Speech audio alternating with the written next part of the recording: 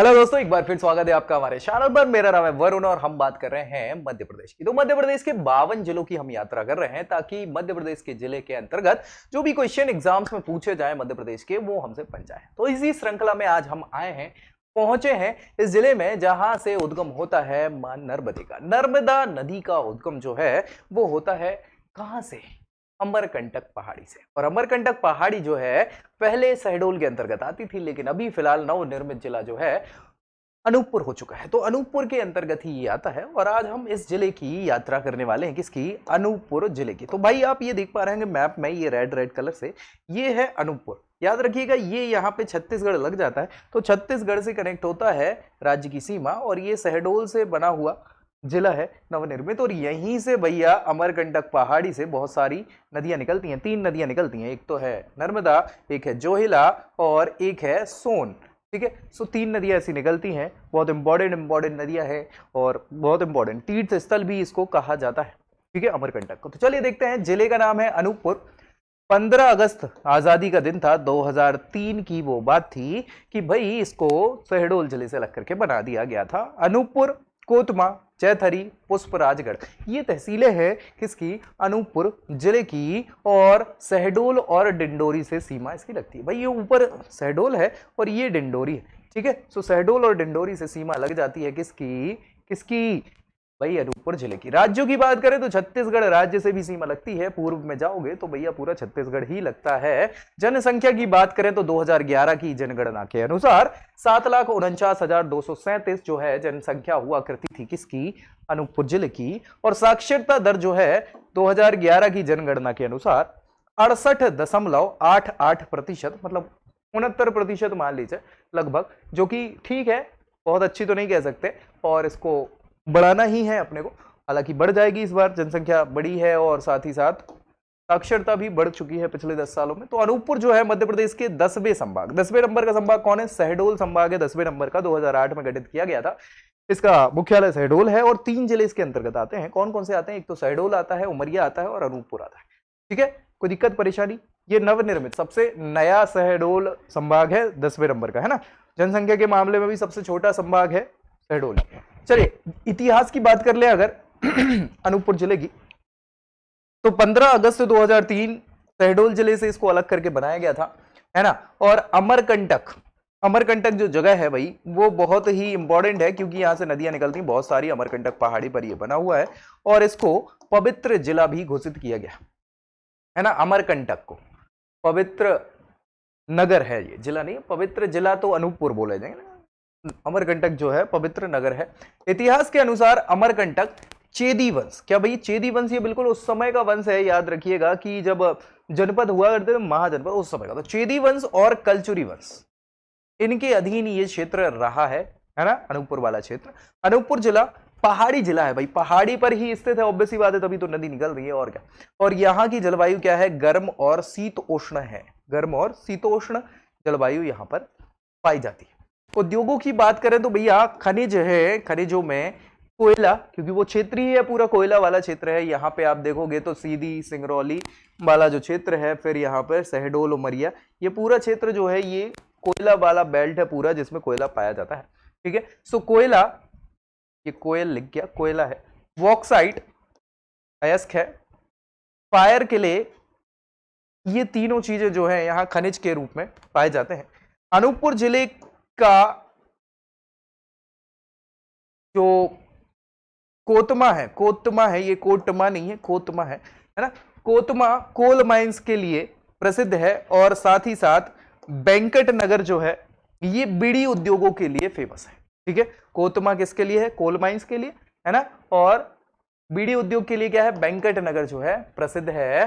कोतमा जो है कोयला माइंस के लिए, जंगल वाला क्षेत्र है जहां पर कोयला मिलता है, तो खदानें हैं वहां पर जहां से कोयला निकाला जाता है। अमलाई निजी क्षेत्र का एशिया का सबसे बड़ा कागज कारखाना है कोतमा में। ठीक है, और जो बिरला ग्रुप ने लगाया हुआ है जिसका नाम ओरिएंटल पेपर मिल है। क्या भाई? ओरिएंटल पेपर मिल, ओरिएंट पेपर मिल इसको बोलते हैं। इसमें पुस्तक छापने का कागज बनाया जाता है। अनूपपुर जिले के अमलाई में अमरकंटक थर्मल पावर स्टेशन है। क्या है भैया? अमलाई में ही Amarkantak thermal power station. Thermal power, thermal मतलब समझ पा रहे हैं ना, ताप विद्युत, ठीक है। सो कोयले से निकाला जाता है, इससे 210 मेगावाट का बिजली उत्पादन किया जाता है। कितना? 210 मेगावाट का। अमरकंटक तो भैया अपने आप में बहुत इंपॉर्टेंट है, इसको पढ़ना ही है। अमरकंटक मध्य प्रदेश के अनूपपुर जिले में पुष्पराजगढ़ तहसील है। कौन सी तहसील है? पुष्पराजगढ़ तहसील है। और इसी तहसील के दक्षिण पूर्वी, दक्षिण और पूर्वी है ना, सो दक्षिण पूर्वी भाग में मैकाल पर्वत श्रेणियां जो हैं, मैकाल की पहाड़ियों में स्थित है अमरकंटक, है ना। इसको भारत के पवित्र तीर्थ स्थलों में से एक माना जाता है। क्यों? क्योंकि नर्मदा नदी का उद्गम जो है यहीं से होता है। जैसे गंगा भैया बहुत ज्यादा फेमस है भारत में, वैसे ही यह नर्मदा नदी भी बहुत फेमस है, इसलिए पवित्र तीर्थ क्षेत्र है। पवित्र नर्मदा नदी का उद्गम होता है। साथ ही साथ केवल नर्मदा नहीं है, सोन नदी है जो गंगा की सहायक नदी है, जोहिला है जो सोन की सहायक नदी है, इनका उद्गम भी यही इसी अमरकंटक पहाड़ी से होता है, याद रखिएगा। देश के विभिन्न भागों से तीर्थयात्री आते हैं यहां पर और भाई बहुत अच्छे से वंदना करते हैं, दर्शन करते हैं। दर्शनीय स्थलों में अगर बात करें तो यहां पर नर्मदा कुंड है, जहां से ही नर्मदा का उद्गम होता है। नर्मदा नदी का उद्गम यहीं से है, नर्मदा कुंड से। माई का मंदिर है यहीं पे, माई का हाथी है, कपिल धारा जलप्रपात, ये याद रख लेना है। क्यों याद रख लेना है? ये सीधा क्वेश्चन पूछा जाता है। कपिल धारा जलप्रपात किस नदी पर है? तो भैया नर्मदा नदी पर है। कहां पर है? तो भाई उद्गम स्थल अनूपपुर में ही है, ठीक है, याद रखिएगा। इसके बाद कपिल धारा के बाद दूसरा जलप्रपात है दुग्ध धारा जलप्रपात। कौन सा भाई? दुग्ध धारा जलप्रपात, ये भी अनूपपुर में ही पड़ता है और नर्मदा नदी पर ही ये दोनों जलप्रपात स्थित हैं। ये कई बार पूछे गए क्वेश्चन है, तो इसको भूलना नहीं है। कौन सा? कपिल धारा और दुग्ध धारा, ये जलप्रपात नर्मदा नदी पर है, अनूपपुर जिले में पड़ते हैं। इसके अलावा यहाँ पे सोनमुड़ा है, सोन नदी जहां से निकलती है, और सिलहरा की गुफाएं हैं, पलेश्वरी मंदिर है, सबरी माता का मंदिर भी है। सबरी माता का तो आपने, सबरी का नाम सुना होगा ना आपने भैया। वो जब राम जी वनवास को जा रहे थे तो राम जी ने क्या है कि सबरी जो आदिवासी प्रजा मतलब ट्राइबल हुआ करती थी, तो ट्राइबल होने के बावजूद जब राम जी उनके घर पहुंचे तो उन्हें भोजन करने के लिए बेर खिलाया। बेर समझ रहे ना, बेर, और वो उन्हें खुद चख के पहले खिलाया कि भाई खराब बेर ना मिले या ऐसा ना मिले, तो सबरी के झूठे बेर खाए थे राम जी ने। वही सबरी माता का मंदिर है यहाँ पर, याद रखिएगा। चलिए, महाकवि कालिदास, भाई कालिदास जो है संस्कृत भाषा के बहुत बड़े कवि रहे हैं, जिन्हें महाकवि की उपाधि दी जाती है। भारत का शेक्सपियर भी इनको ही कहा जाता है, और संस्कृत भाषा में इन्होंने कविताएं लिखी हुई हैं। तो पहले मूर्ख हुआ करते थे, फिर महाकवि बन जाते हैं, विद्वान बन जाते हैं, ऐसी भी कहानी है। तो कालिदास ने अपनी एक रचना करी है, इस रचना में मेघदूत नाम है उस रचना का, याद रखिएगा। मेघदूतम में अमरकंटक को तीर्थ रत्न भी कहा है, ये याद रखना, तीर्थ रत्न कहा है। किसने कहा है? महाकवि कालिदास ने अपनी रचना में। कौन सी रचना में? मेघदूत, ठीक है। और यहां पर 24 नवीन और प्राचीन मंदिर है, ठीक है, प्राचीन मंदिर हैं। चलिए, प्राचीन मंदिरों को 10वीं 11वीं शताब्दी में कलचुरी वंश के शासकों ने बनवाया था। किसने भैया? कलचुरी वंश जो पहले यहां पे शासन कर रहे थे, उनके शासकों ने इसको बनवाया था। अमरकंटक में कबीर चबूतरा भी है। क्या भैया? कबीर चबूतरा है। कबीर के दोहे तो आपने सुने ही होंगे, संत कबीर भैया बड़े फेमस हैं, उनका चबूतरा वहीं पे ये कबीर ध्यान लगाया करते थे, तो इसीलिए कबीर चबूतरा भी बहुत ही फेमस जगह है, जो देख सकते हैं आप। यहां पर कपिल मुनि, कपिल मुनि का तो नाम आपने सुना ही होगा। कपिल मुनि जो है न्याय के लिए, किसके लिए? न्याय दर्शन के प्रवर्तक हैं कपिल मुनि। कपिल मुनि और मार्कंडेय ऋषि, ऋषि मार्कंडेय का नाम आपने सुना होगा, बहुत फेमस है। सो भाई कपिल मुनि, मार्कंडेय ऋषि, इनके आश्रम होने का दावा भी यहां पर किया जाता है। अमरकंटक में पातालेश्वर मंदिर, कौन सा? पातालेश्वर, पाताल समझते हैं ना, बिल्कुल गहराई वाले, तो पातालेश्वर मंदिर। इसके अलावा कर्ण मंदिर, शिव मंदिर, सूर्य कुंड, केशव नारायण मंदिर, पंचमठा मंदिर, ये सभी पुरातात्विक धरोहरों के रूप में संरक्षित हैं। कहां पर? अमरकंटक में। तो भैया तीर्थ क्षेत्र का ऐसे ही तो मिल नहीं जाता धारा। शंभु धारा और दुर्गा धारा, ये भैया बहुत इंपॉर्टेंट है, क्योंकि जंगल के मध्य नर्मदा जी की ये दो सुंदर जल धाराएं हैं। यहाँ पे क्या नाम है इनका? शंभु धारा और दुर्गा धारा। क्या नाम है? शंभुधारा, दुर्गा धारा, ये दो धाराएं हैं नर्मदा नदी की, ठीक है, अमरकंटक की पहाड़ियों में, जंगल में ही ये दो धाराएं हैं, और यह हिल स्टेशन भी है। अमरकंटक में सबरी कुंभ उत्सव, भैया क्या? सबरी कुंभ, सबरी माता का मंदिर है, वहीं पे सबरी का कुंभ उत्सव जो है इसका आयोजन किया जाता है। अमरकंटक के त्रिमुखी शिव मंदिर है ना, त्रिमुखी यानी तीन मुख के शिव जी का मंदिर है, ये उसका शिखर कलचुरी कालीन मंदिर जैसा ही है, और इसे कर्णदेव, जो कलचुरी शासक हुआ करते थे कर्णदेव, उनके द्वारा 1042 से 1122 ईस्वी के मध्य में बनवाया गया था त्रिमुखी शिव मंदिर का शिखर। अमरकंटक की पहाड़ी पर सर्वोदय जैन मंदिर भी है, भैया जैन मंदिर भी है यहाँ पे, है ना, हिंदू धर्म के अलावा जैन धर्म के मंदिर भी हैं, जो बिना लोहे और सीमेंट, ना सीमेंट लगा है ना लोहा लगा है, इनकी विशुद्ध मार्बल से निर्मित इसको किया गया है, ठीक है ना। सर्वोदय जैन मंदिर भी है यहाँ पे। कपिलधारा ये जलप्रपात है जो भाई बहुत फेमस है और पूछा जाता है। सो अमरकंटक के सूर्य कुंड से कहां से?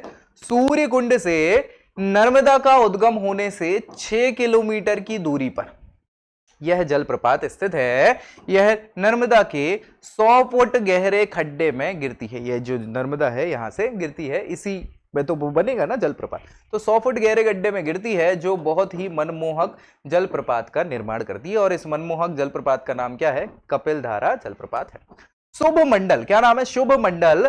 भृगु ऋषि का नाम तो सुना ही होगा आपने, ऋषि भृगु हैं। सो भृगु ऋषि की घने जंगल में गुफा है, और यहीं के पास पारस विनायक और चंडी गुफाएं भी स्थित हैं। शुभ मंडल के नाम से इन्हें जाना जाता है। नर्मदा मंदिर में प्राचीन नर्मदा माई की मूर्ति भी प्रतिस्थापित करी गई है, और उसके सामने दूसरे मंदिर में सती की प्रतिमा भी विराजमान है। किसकी? सती की प्रतिमा। सती मतलब पार्वती जी को सती बोलते हैं, याद रखिएगा। राष्ट्रीय राजमार्ग 78 नंबर का जो है वह अनूपपुर जिले से होकर गुजरता है, और अनूपपुर जिले में ज्वेलसर महादेव मंदिर भी है। क्या? ज्वेलसर महादेव मंदिर।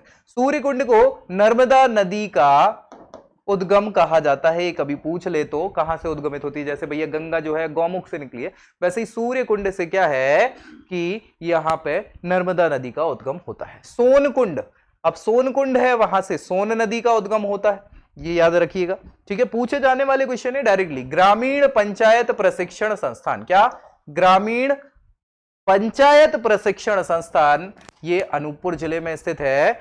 अमरकंटक का कर्णमठ, याद रखिएगा, कर्णमठ कलचुरी नरेश कर्णदेव ने इस मठ का निर्माण करवाया था।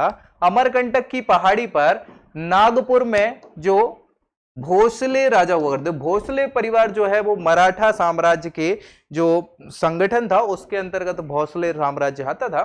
तो भोसले राजाओं ने नर्मदा मंदिर का निर्माण भी अमरकंटक की पहाड़ी पर करवाया। तो भाई बहुत इंपॉर्टेंट है। मध्य प्रदेश के अनूपपुर जिले में पहला, ये इंपॉर्टेंट है, ये कई बार पूछा गया, इंदिरा गांधी राष्ट्रीय जनजाति विश्वविद्यालय, ठीक है ना, याद रखिएगा। जनजाति विश्वविद्यालय जो है मध्य प्रदेश में कहां है?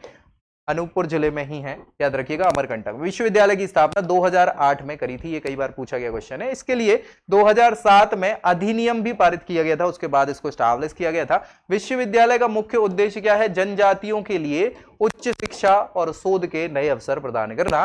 और अमरकंटक के सोनमुड़ा ये स्थान है जहां से सोन नदी का उद्गम होता है। सोन कुंड भी इसको कहा जाता है। सनसेट पॉइंट भी यहां पर है। सनसेट मतलब जब सूर्य डूबता है ना, तो डूबते हुए सूरज को देखने का वो पॉइंट है, वो बहुत इंपॉर्टेंट है। वहां से डूबता सूरज दिखता है तो अच्छा लगता है। अमरकंटक से निकलने वाली सोन नदी का वर्णन मेगस्थनीज, मेगस्थनीज जो है ये राजदूत हुआ करते थे। किसके राजदूत हुआ करते थे? ये आए थे चंद्रगुप्त मौर्य के समय में है ना। तो सेल्यूकस निकेटर के राजदूत थे जो यहां आ गए थे दरबार में। तो मेगस्थनीज ने इंडिका नामक बुक लिखी हुई है। क्या लिखी हुई है? इंडिका। क्या? इंडिका।